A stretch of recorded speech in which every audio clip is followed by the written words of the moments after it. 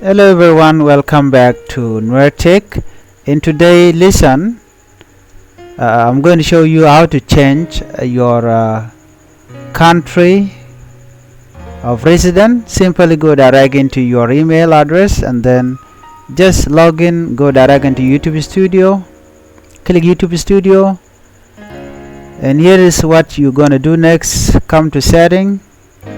Under setting here, I just would like you to click channels, country of residence, click this one and scroll down to the country of your choice. Let me put it to Qatar. I can put Qatar, okay, and then from there, when I'm done, I can simply click save. Alright, that is how you can change it. Okay, if you still have a doubt, so do this. Just go direct into your YouTube Studio or simply come here, YouTube Studio, if you can log in. Okay, just YouTube Studio, click YouTube Studio here, and then you're gonna do the same things. Just come direct into a setting here, click settings.